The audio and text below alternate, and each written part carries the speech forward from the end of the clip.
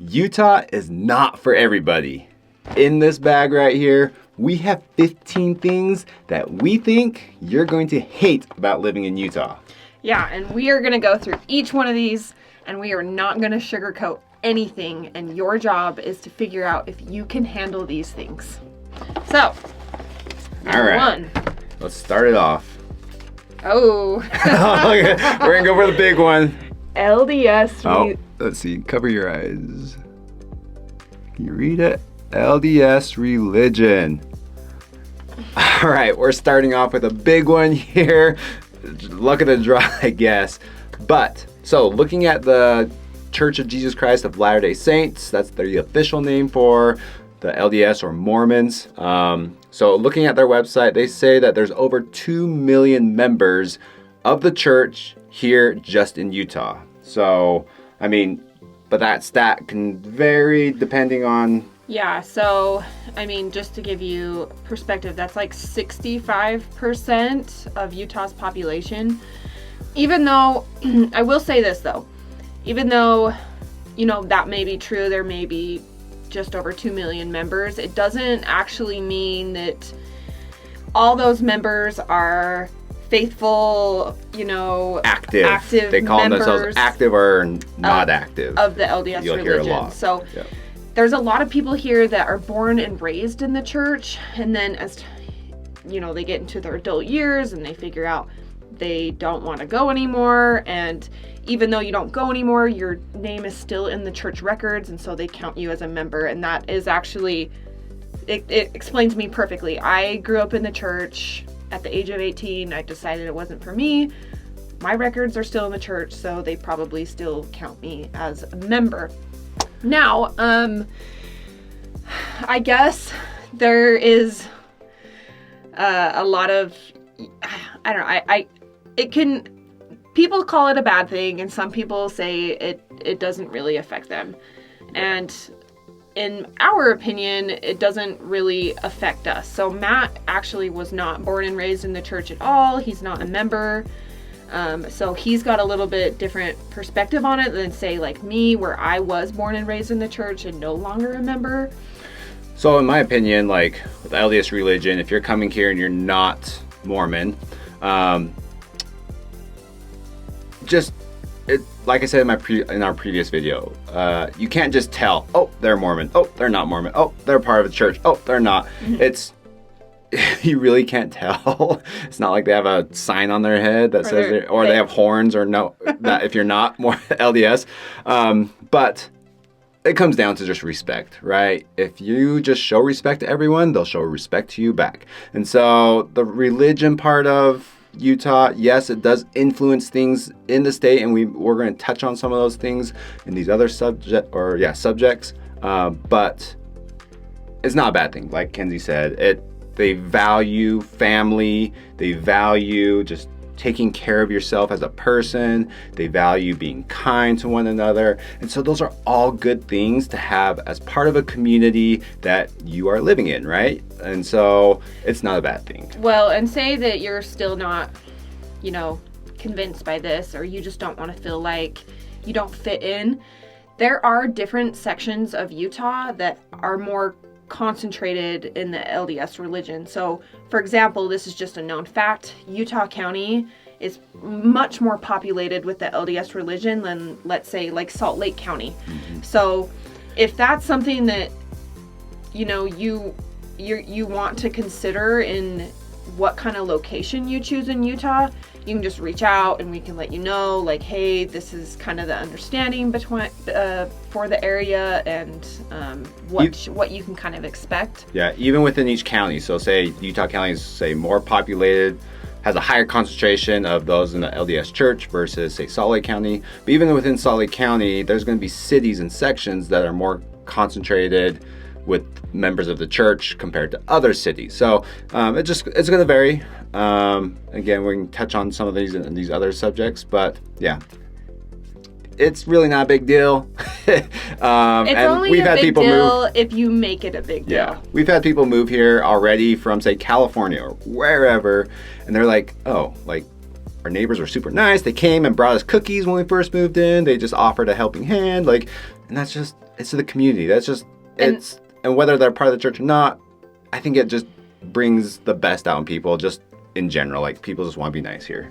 And honestly, and you know, this one's kind of long, but the LDS one is a big one, so maybe that's why we're going to touch on it a little longer. But the LDS religion has evolved a lot over the years. So the church that I grew up in back in the 90s is not the same church that it is today. So a lot of policies about the church are changing, and a lot of that is due to like social pressures and you know, what's just more accepted now in the world. And so it is a much different organization now than what it was back in the 90s or the 80s. And so it's much more accepting now, and it's not as rigid as it used to be. So that's just something to keep in mind when coming to Utah. So as always, you can always reach out and we'll give you our opinion on things given your situation. So, all right, ready for number 2?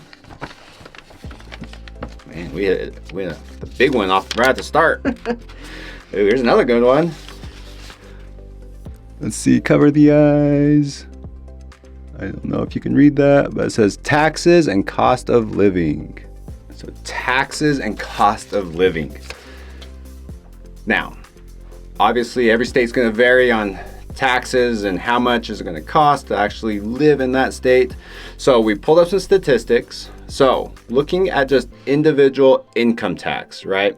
So Utah has a 4.65% income tax, okay? I don't think Utah is tiered. Like California is tiered, meaning the more money you make or whatever bracket you're in, you'll get taxed differently. But kind of the top marginal, so kind of those top earners, in California it's 13.3%. So 4.65% for Utah, up to 13.3% in California. So huge difference there. Right, and I believe Utah is just kind of middle of the pack compared to the other states. So there is some states that are a little bit lower. There's some states that are a little bit higher. We kind of are just in that middle range. And then on top of income tax, we have property taxes. So our property taxes rank number 42 out of all the states, which is 0.62%. Yep, so I think this is, I'm trying to figure out if this is highest to lowest. Because there's Washington's 0.9 at number 27.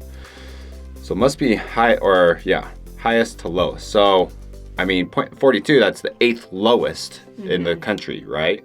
And so, again, compared to California's number 35 at 0.74%. So lower than California.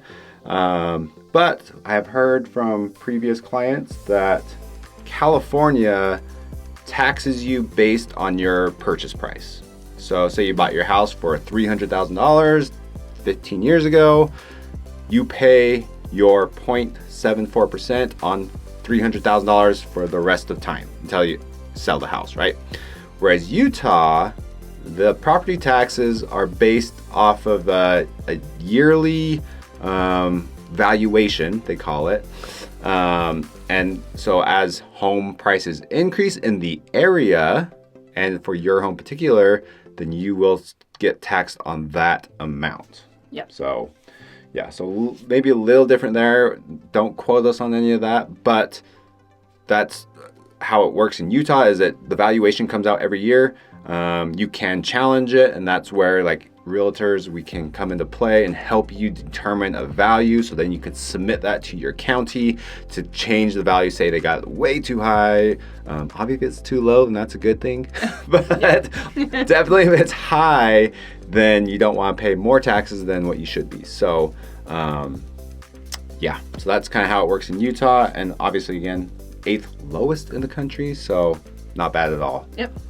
Okay, let's go to number 3. Read it here. Ooh. Education system concerns. Okay, so it is known that Utah spends less per student than other states, which leads to larger class sizes.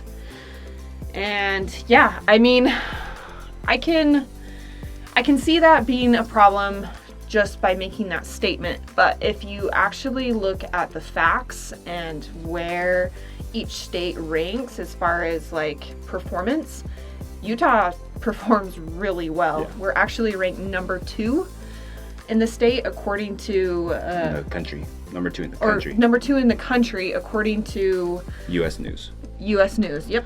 Yep. So the U.S. News rankings actually gave Utah the number 2 state in education. And they actually ranked Utah number 1 as the overall state in the whole country. So, I mean, not to brag, but Utah is the number 1 state. Right. And so with education, it, with all their metrics that they look at, has given Utah a very high ranking, and that's because of test scores and all that.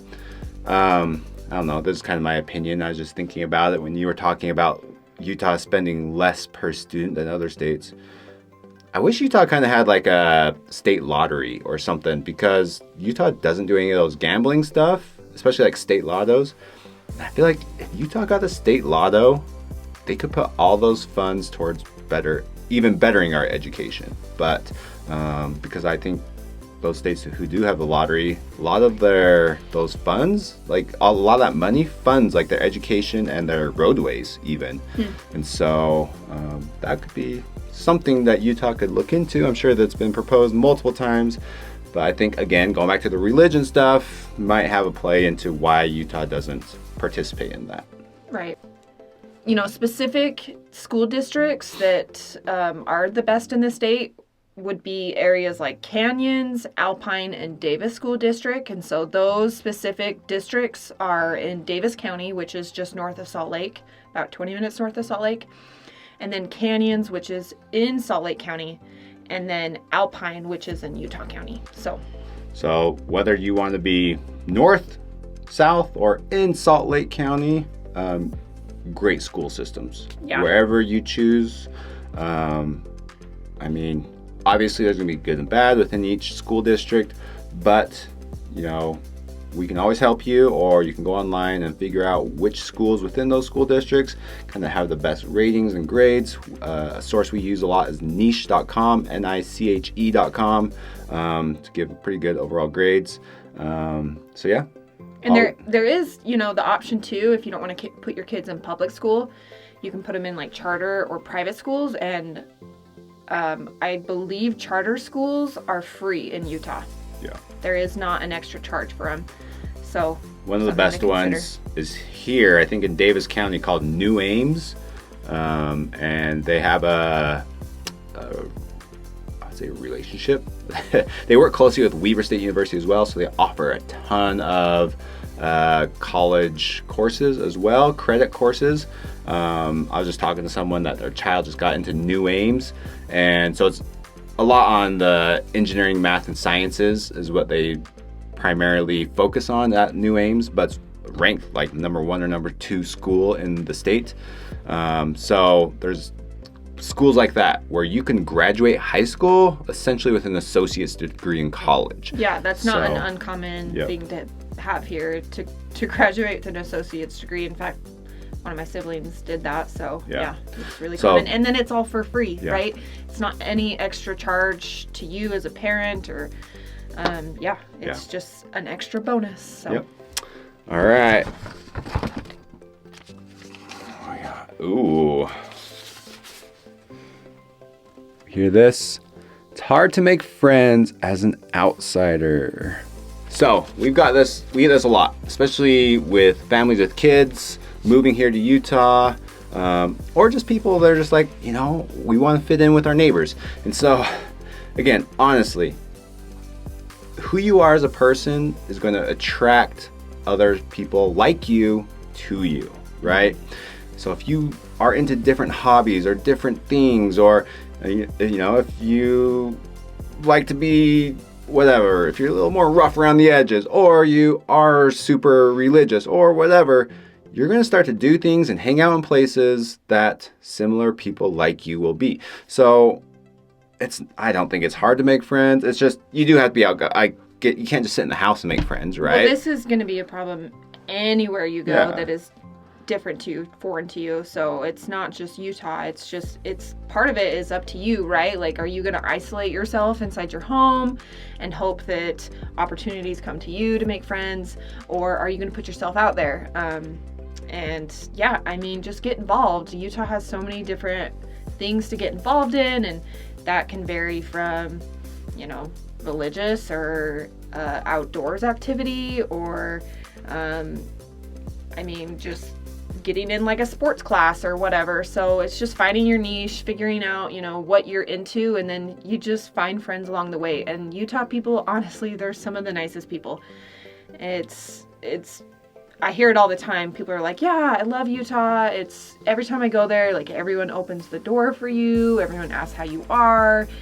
People, it's not uncommon to have people come up to you and just like start making friends or just start having a conversation with you. It happens all the time. I go to the grocery store, I meet someone new. I go to the gym, I see people all the time that I just see at the gym. It's not like I know them outside the gym. So yep. So, and two, with kids, right? If you are a family that's looking to move to Utah, look, again, your personality and just who you are and how you carry yourself and how you treat others will attract those same type of people towards you. We always hear things too, like kids getting isolated because they're not part of the LDS religion.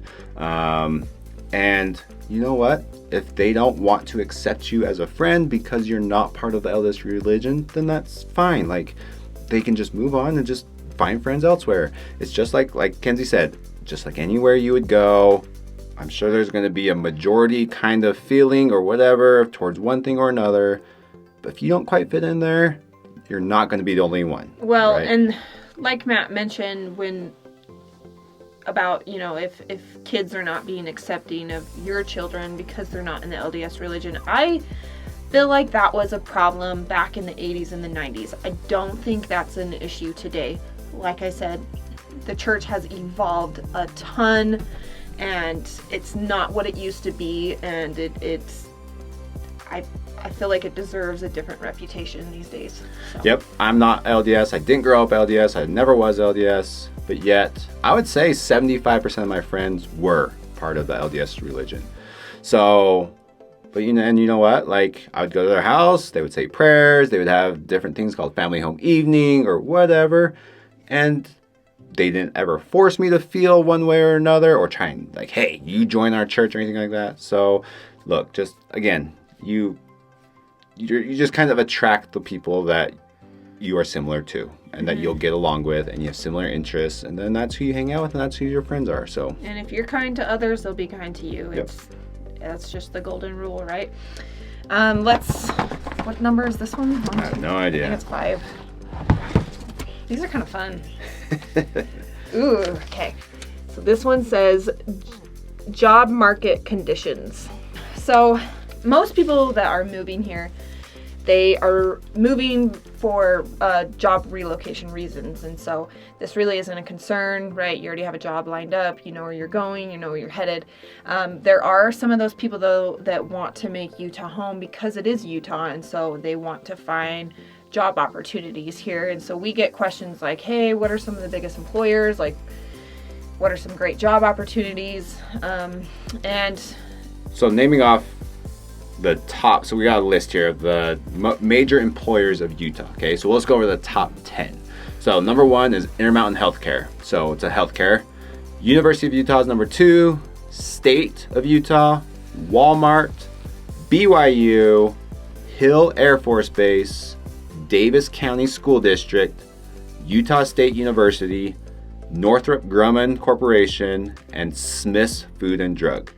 So that's covering healthcare is obviously major, education with University of Utah, BYU, Utah State, and then you got Hill Air Force Base, so military, and then also Northrop Grumman, right? It's kind of, what are they? More of a, so her dad's part of Northrop Grumman, Engineers. But he's with the space program. Yeah. I think they also do like different, do they work with like airplanes and stuff too? Yeah, I'm they sure do, like, rockets and different like things. they work like Boeing and do work with like the airplanes and stuff. But yeah, I mean, I think it just depends like on your background, right? So if you're someone that really excels in the tech industry, then you're probably looking at areas like Utah County because that's where the tech boom is. And Utah has really good healthcare everywhere. So if you have a background in like nursing or physical therapy, or you're a doctor, Matt's a physical therapist, there's opportunities everywhere. So that's the great thing about Utah is it's not hard to find a job in healthcare because there is such great healthcare here, and it's everywhere. It's all over the state. And then, if you have a military background, then maybe you're looking at somewhere like Hill Air Force Base, which has both active and non-active military employees there. Or active. Yep. Great benefits there too as well, like healthcare benefits and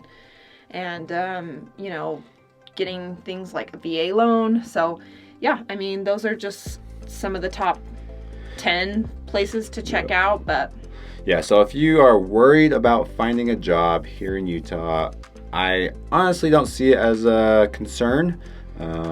There are a ton of opportunities in various settings, and so you can definitely find something that fits you, your background, your education, your experience level. So again, definitely reach out and we can help you.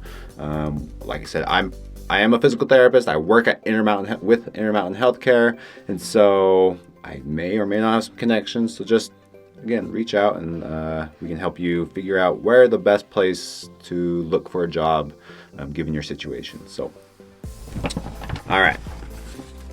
Oh, how many we got here? All right, 6.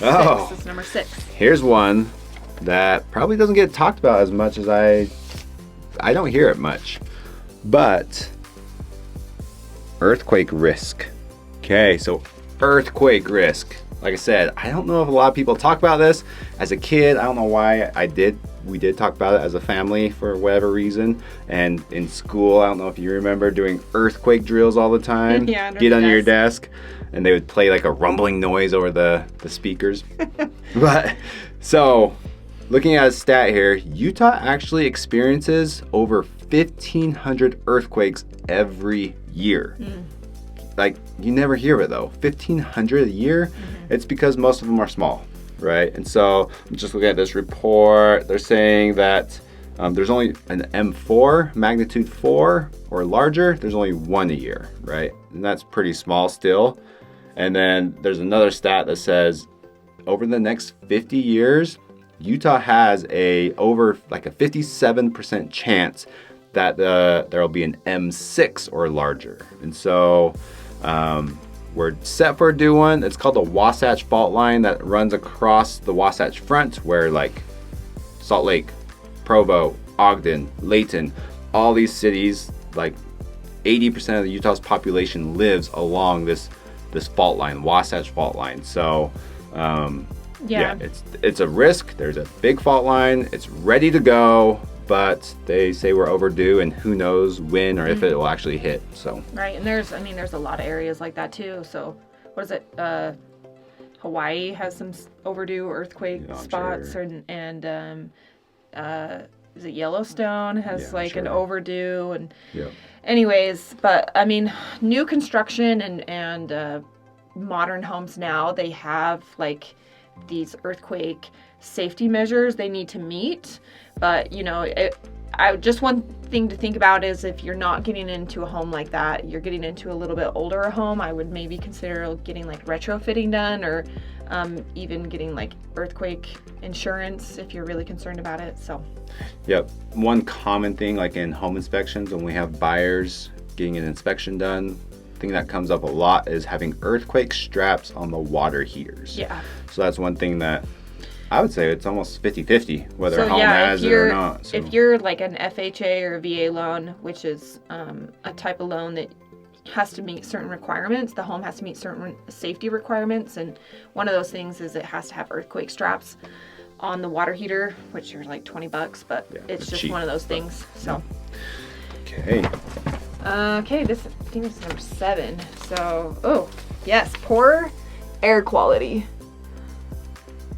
Okay, so this is, I'd say, a bigger issue here in Utah. So the way like Davis and Salt Lake County are shaped is we kind of live in a bowl, right? So down into the bowl is where all the homes are located and all the businesses, and then on the outside of the bowl is where the mountains are at. And so we have what's called inversions, and when it's really cold outside, it only happens in the wintertime. Air, basically like bad air, gets trapped down into the bowl, and the cold air is kind of what traps it down in there.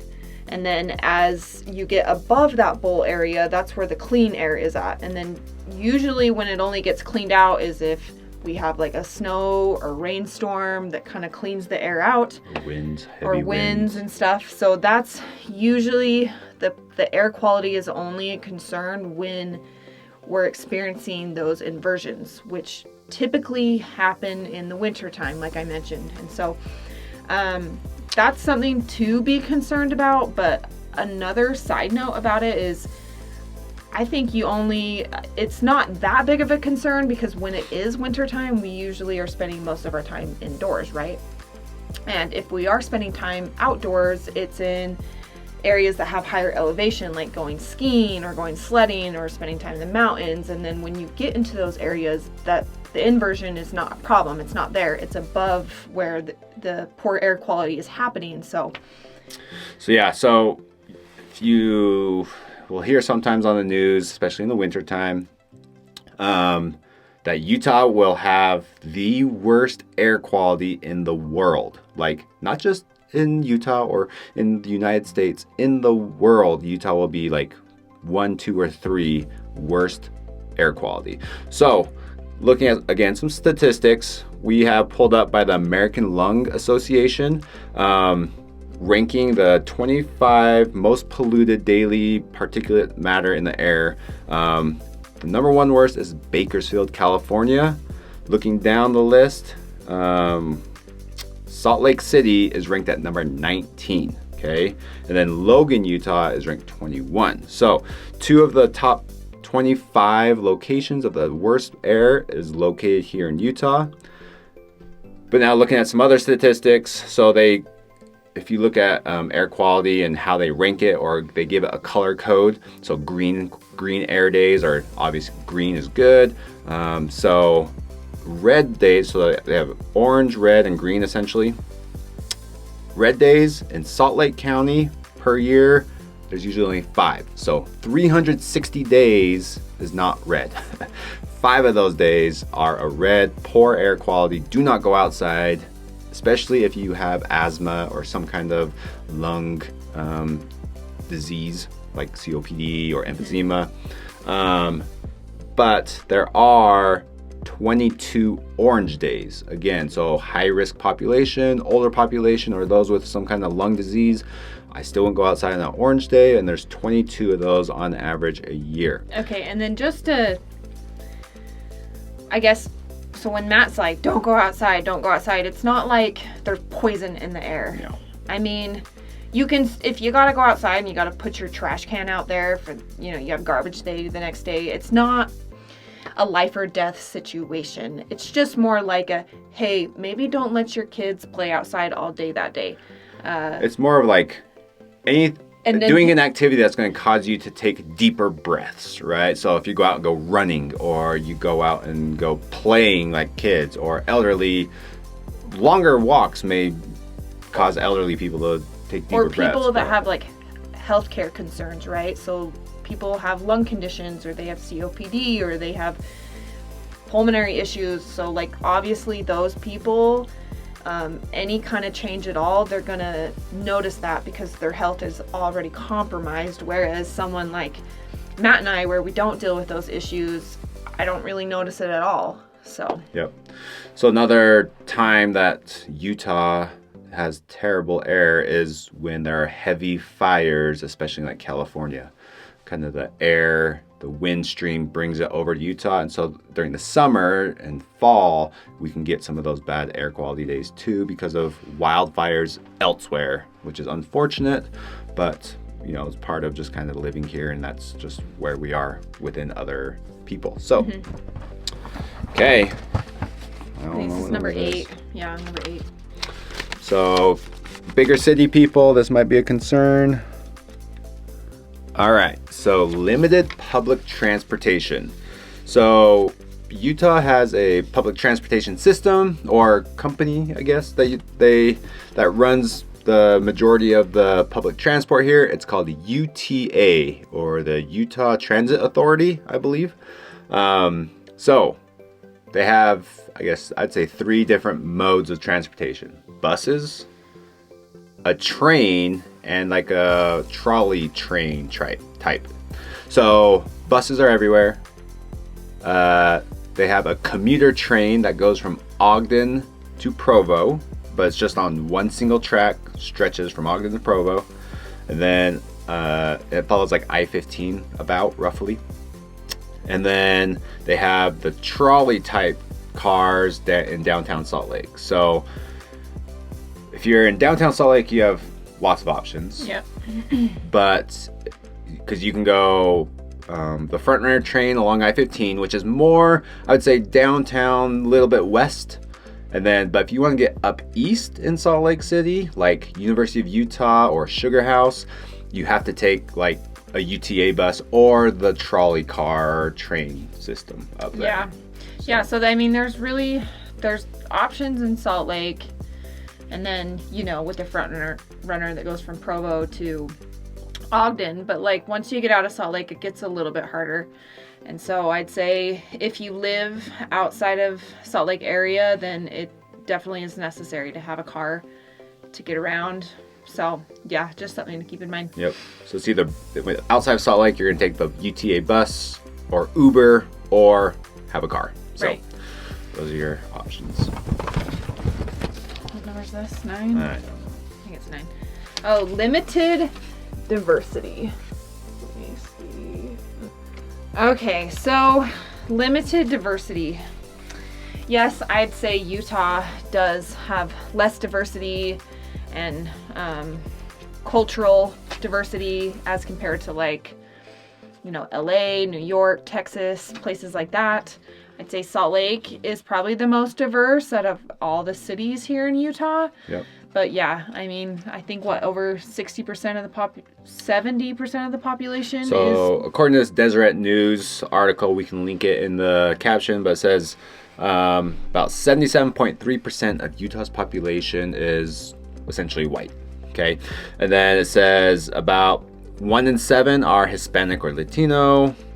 Asians account for just over 2%, African American just over 1%, American Indian or Alaska Native is 1%, and then it says just over 5% are another race alone, so outside of those.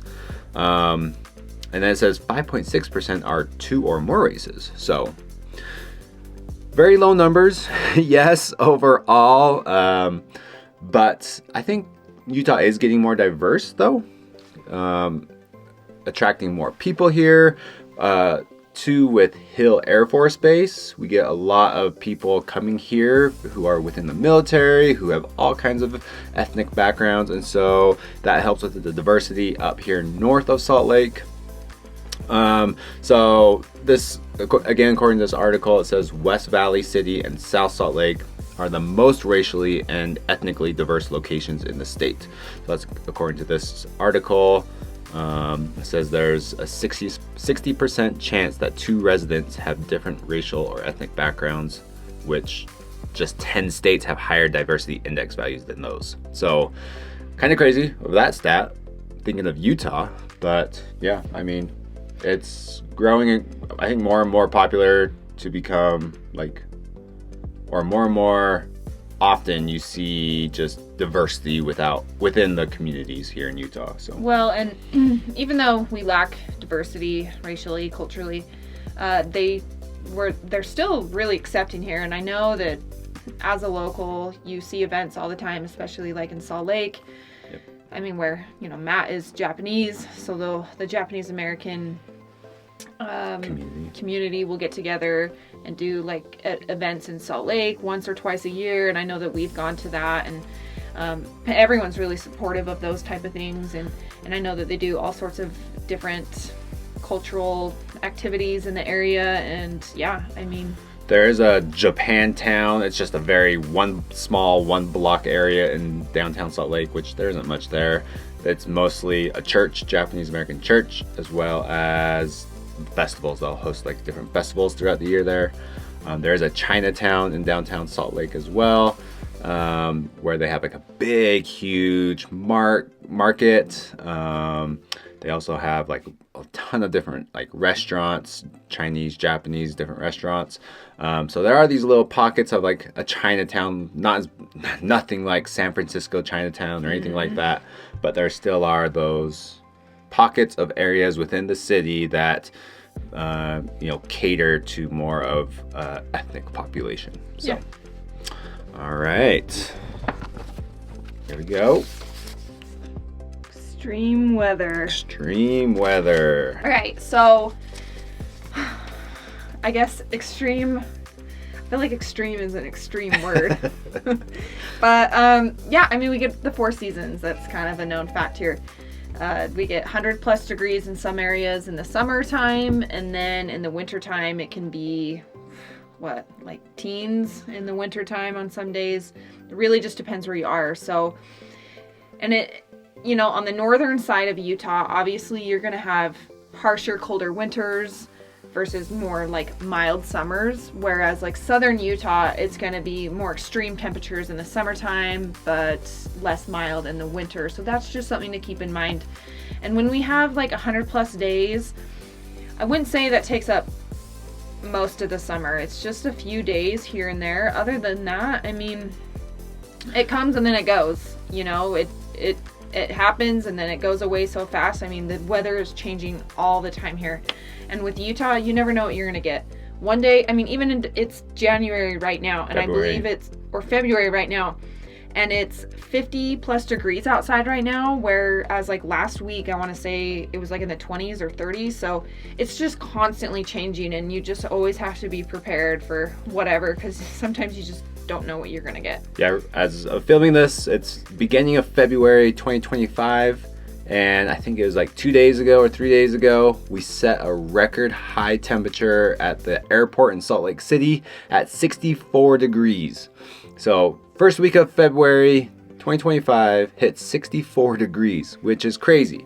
So I've got a chart here, and I'll put it up on the screen, but it says for highs, the highest temperature for Salt Lake City is July at 92 degrees, but St. George in southern Utah is 102 degrees, whereas like Ogden, Layton is at 90 degrees for a high in July, with the lowest high, I guess the highest it gets in the winter time. It looks like Salt Lake would be in January, is the normal high is around 37 degrees. So and then say the lowest it gets like at night is around 23 degrees. Yes, we do get in the teens. Yes, we do get in the single digits or negatives. We really don't get in the negatives, I'd say, here in around the Salt Lake area. I mean, up in the mountains. And up in the mountains you will. That's not where you live. But we're kind of along the Wasatch Front from Provo to Ogden, it's pretty mild, like within each season. But you get those, like I said, high of 92 in July with a high of 37 in January. So, but St. George, like Kenzie said, it can be as hot as 102 in the summer. But let's see, in December, it says 53 degrees as their high. So a lot more mild in the wintertime in St. George, but hot in the summer. So, right. And it's dry heat here. So, or cold, it's dry, so you don't get like those ice freezes that we see, like you see in the eastern part of the country where you just have ice covering a car. Typically that doesn't happen. It's usually just snow. And then the heat, like a 94 sounds hot in Florida or Texas because of all the humidity they have there, but 94 here in Utah, it's not as bad. Well, and it's typically just for a few hours out of the day because, once the sun starts to come up, especially in the summertime, I'd say it's like 70 degrees outside. And then once it kind of hits that hot spot of the day, then you get those hot temperatures, and then it starts to to wind down. I mean, 2 to 6 p.m. I'd say is the hottest part of the day. right. So just don't go outside during 2 to 6 p.m. And it just varies. I mean, I think something that Utah is known for, especially locals know, is just like you never know what you're gonna get. If you don't like the weather, wait 10 minutes. Sometimes, I mean, I even think on July 4th, Snowbird, one of the ski resorts in Salt Lake County, they had skiers going down the mountain up there on just like this one little chute that they made through, and that was just kind of like a fun thing that they did. And yeah, it's kind of crazy. Late spring, early summer, so it's not unusual for at least a handful of resorts to still be open on Memorial Day. So you could go skiing in the morning and then go boating in the afternoon, all within a 30-minute drive of each other. Spring skiers, it's a lot of fun. I mean, it's not as great of skiing, but they still have fun with it up there because of the warm temperatures. You'll even see sometimes these people with shorts on skiing. Bikinis. Just for fun, you know, it's kind of like a fun thing skiing. to do here in Utah. You just get your shorts on and you go skiing, and yeah, so it's just Utah. My turn? I think you did last one. I'll do this one. Okay. Dry climate and water concerns. Okay, so Utah is one of the driest states, and there are constantly drought concerns and, you know, people trying to make efforts to create more water conservation. So that is that is a problem that we deal with here. Yep. So you have a chart? So one thing that Utah relies on, right, is for their water is snowpack. How much snow falls in the mountains, and they can take measurements, and it's called a snowpack equivalent, water equivalent. So how much of the snow up there turns into water down below and fills our reservoirs, how saturated is the ground, and how much can we use for different things for our water sources. So again, this is beginning of February 2025. Every year it changes, right? One year can be really good, one year can be really bad. So talking about snowpack, right now we are at 80%, 80 to 81% of our normal median snowpack levels. So I'd say right now, 2025 is more of a dry year, and we're not getting the typical snowfall that we are used to getting, okay? Yep. So then this other chart, kind of you can look at as time goes on for year to year, different colors. And it shows you, and you can compare year to year. This year, again, look, it's pretty low. This black line is at 80%, 78% it shows here. Well, the red line below it is 2021, so we're not as bad as 2021, but the purple line above that is 2023. So 2023 was what? Maybe double, if not more than double the snowpack that we have today compared to in 2023. So every year changes, and they will make different like rules, regulations for water use during the summer times, especially for like watering lawns and stuff, based on this snowpack equivalent, based on how full are the reservoirs. So during the summer, you'll see them talk about that a lot on the news, is how full are the reservoirs, and like how much snow do we have left in the mountains, and how much are they anticipating? Right, and they can get pretty strict on it in the summertime if we're dealing with drought issues. If you're watering on a day that you're not supposed to water, the city will come to your house and they will give you a warning. So it is a big deal, and it's something that if there are rules in place, you've got to follow along. I know that it's more common now to see people use like xeriscape landscaping. So if that's something that you just don't want to deal with or touch, that's something that you could look into. But you know, honestly, I think as long as we've never had rules in place that I felt like our lawn was suffering. Yeah, I'd say greatly. That 2021 year, it's about 3-4 years ago, that was the worst for sure. There were little pockets that were dry, but it's not like our lawn went completely dead and we had to start. There were people who, if you don't really know how to take care of a lawn, it got bad in some people's yards. If you don't know what to do for your lawn or how to properly take care of it, then yeah. There are different additives you can put down, like humate, or I mean nitrogen always helps, but things that can help keep moisture within the soil. So it kind of holds on to moisture better to allow your soil to use it rather than just going all the way straight down to the groundwater.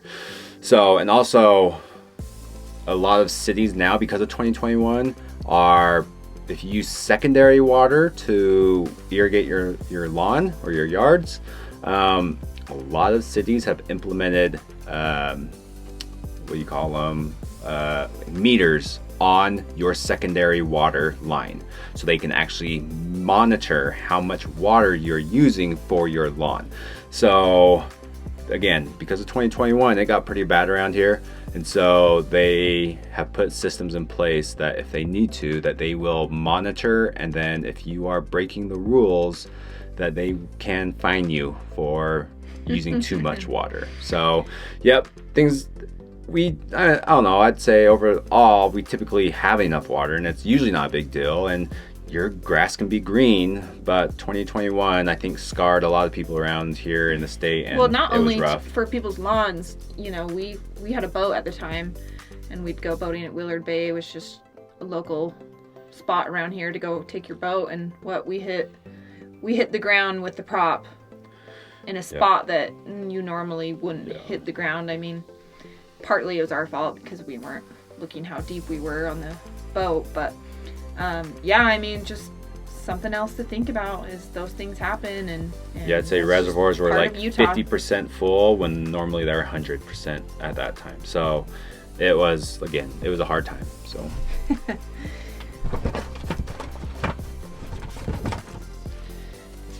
let's see here. Okay, no nightlife and entertainment. So how do I start this off?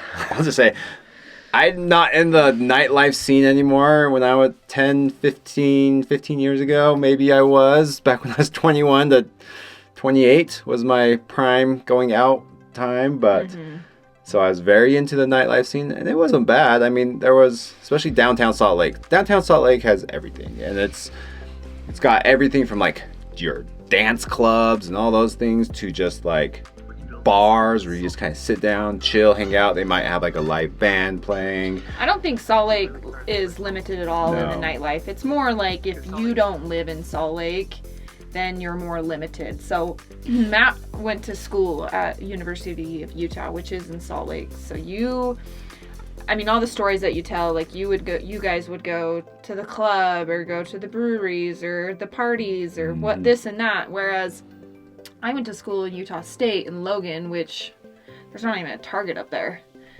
But I don't know. I mean, I didn't know any different. That's when I turned 21. That's when we all started to, go out and have fun. And it just was like mainly like house parties and stuff. And, occasionally we'd go to Salt Lake and do the entertainment nightlife stuff. But I think around here, if you do want to go to a concert or you want to go somewhere more unique for dinner or go to a show, you just know that you have to travel to Salt Lake. That's just where it's going to be. Otherwise, they're not going to be coming to like the Ogden area or Davis County or Logan. It's all going to be happening in that Salt Lake. Yeah. I feel like actually Salt Lake and even a little bit of Ogden has it too. But they actually have a good like music, live band, live show scene. Obviously Salt Lake, you have like the Delta Center or what's the other event center that they hold concerts at? The Maverick Center. There's some big like stadiums out there in Salt Lake, but also just like clubs or these little tiny venues in the basement of a building or something. I've been to so many like music shows or whatever in all these different places in Salt Lake. During the summer, they have a Twilight series. No, that's in Ogden, the Twilight series. Salt Lake is the what do they call it? They have another like weekly show. I think it's like every Thursday night. There's a live band, and they get some big names coming, like actually bands you've heard of, and mainstream people come out and play these shows outside every week. And so I'd say that if you're into music, live music, going to see your favorite band play, Salt Lake and Utah is actually not that bad. So they do a pretty good job there. Park City as well. Park City has a lot of great stuff that, I mean, like Sundance. So one Sundance, of the biggest film festivals of the year. You know, every January they come here, and it's a huge deal. I mean, you see big celebrities come out here, and Park City also is like a hot spot for people to come and vacation. And Deer Valley has like shows and stuff, right? Oh yeah, during the summer. It's here. You just might have to drive a little bit to get to it, but it's here, and it may shut down more on Sundays, so maybe that's the biggest critique, is you're not going to see as many things on Sunday because of how, you know, religious the area is, but you can still find it. Yep. Okay. We're getting down to the end here. All right. Population growth and traffic. So, again, looking at some statistics here, it says Utah gained about 60,000 new residents in 2023, and that it grew by about 1.8%. So, obviously, more people, more traffic, right? It says 60% of that growth was due to migration into the state, so people moving from out of state into Utah. So 60%, so which is quite a lot. Was that 36,000 people of the 60,000? So I'd say there's obviously Salt Lake City is the main area, lots of businesses, whatever, in Salt Lake City. So people, if you don't live in Salt Lake, you're gonna have to travel north and south, okay? And so I'd say there's two big pockets of congestion that happens during, say, rush hour. I would say down south, it's around Point of the Mountain, which is kind of the dividing line of Salt Lake County and Utah County. So on one side of it, you have Draper area, and on the other side of it, you have Lehigh. So kind of, and it wraps around like a mountain, so Point of the Mountain. Mm-hmm. So that kind of roundabout there gets really congested, especially around like 4 p.m. to 6 p.m. It can be crazy. It could add, I mean, depending on if there was like an accident, it could add an hour, possibly even 2 hours to your commute time for that day. It's a spot that if you're traveling to and you have to use daily, you're probably going to run into some issues with the traffic. Yep.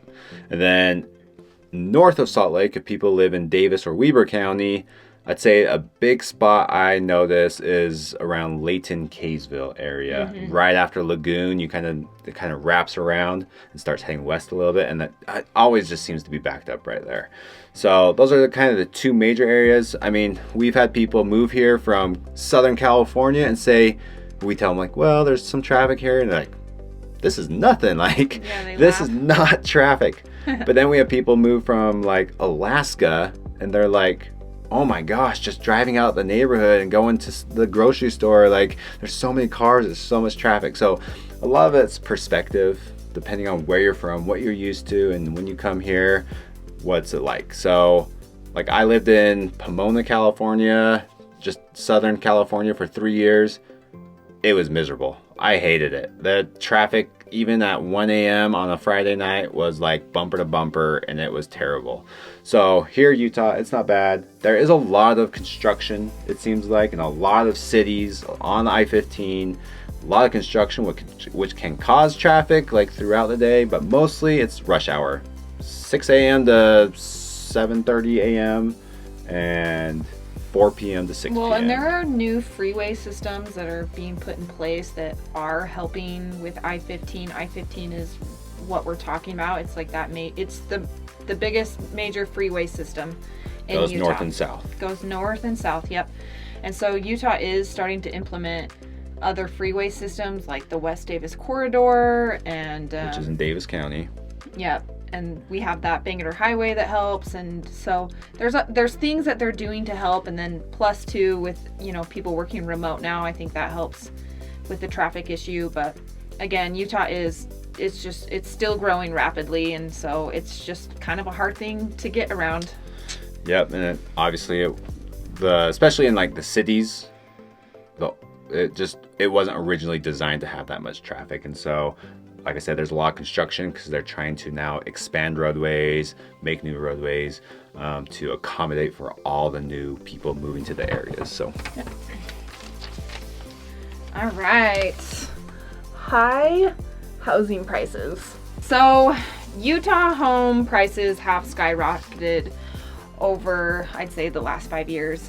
Since the pandemic. And you know, that's kind of a nationwide ordeal, but yeah, they are up, and this can be extremely hard, especially for first-time home buyers or those that are relocating from lower price states.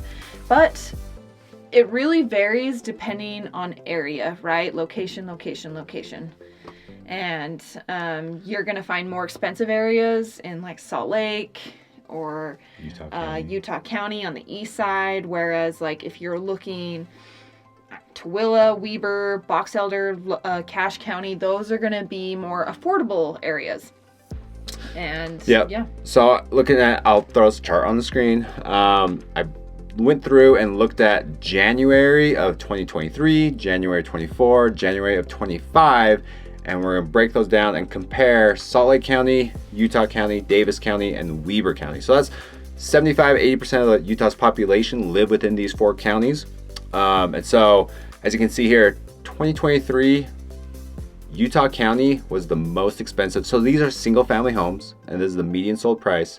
So Utah County was nearly $570,000 for the median single family home, which is crazy. But then you can compare it to, like, say, Weber County, and theirs was $415,000. So $155,000 difference between Utah County and Weber County, which is less than an hour away from each other. So not that far, but yet you can have a single family house for a lot cheaper in Weber County. But also, you know, price usually follows how much someone likes the area. So a lot more people like Utah County, want to be in Utah County, and so it's costs more money, right? Davis County is right there. It's kind of an in-betweener. It's not super high, but it's not super low. It's right in the middle. So that's $518,000. So you compare that, and you can see, I mean, you'd hear across the country in the news that home prices since the pandemic, like, they shot up really fast, and now there's no more like equity gain, and things are flattening off. Some areas are actually losing value in their homes.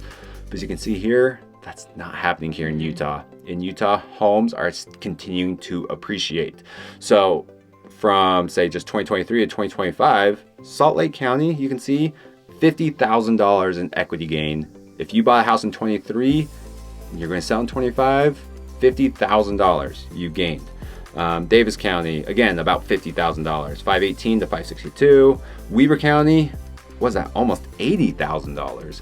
So yes, prices are crazy high, but they always, I mean, we're not trying to be salespeople, but the longer you wait, the more houses are going to get more expensive. The numbers right? speak for themselves. I mean, we don't need to convince you that values are going up here. You can see for yourself, and you can see that, you know, if you own property here, and even if you're going to just stay for a couple of years, chances are you're probably going to make money on it. Yep. Whereas if you're renting, it's not yours. It's not your money. You're giving it away. And so, yeah, if you're wanting to make Utah home, it's a great investment to make. And there's strong economy here, strong markets, and it's only getting, you know, it's still holding tight. Still, even where interest rates are at right now, things are still competitive out there, and home prices are still increasing. So yeah, so it's a double-edged sword. Even if you are like a first-time home buyer, you don't have a ton of cash, you know, say you qualify for $300,000, there's still like townhomes available. There's still other like condos or other areas we can look. So we can always help depending on work, you know, amenities, what where do you need to be close by the airport, or do you want to be closer to skiing? We can always look in different areas to find like, oh, well, Weber County might be better for you, or, you know, because you need to be by the airport, let's look in Salt Lake County, but let's look on the west side because it's a little bit cheaper on the west side compared to the east side. So we know like where is going to be the house that can fit your budget but fit you, you know? So just reach out. That's what we're here for. Is this the last one? Is this number 15? Ooh, what is it? Let's see here. Oh yeah, good one to end on. All right, so strict liquor laws. Isn't this a fun one? Probably hear some different stories about Utah, but we do have some crazy ones. So one of them, for 86 years, Utah beer could only be 3.2%, which we had people like when I was in college, kids from out of state would move here, go to college, and they'd be like, "Oh, your beer tastes like water," and it's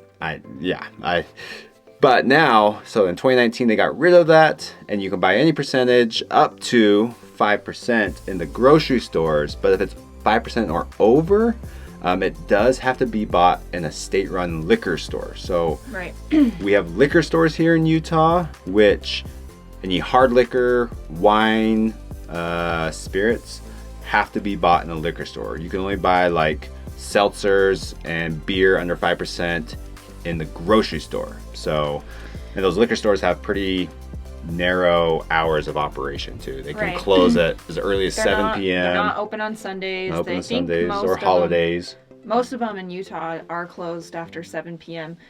And then something else too, if you decide to get a beverage at a restaurant or a bar, which is just a wild law, but you have to order food with it here in Utah.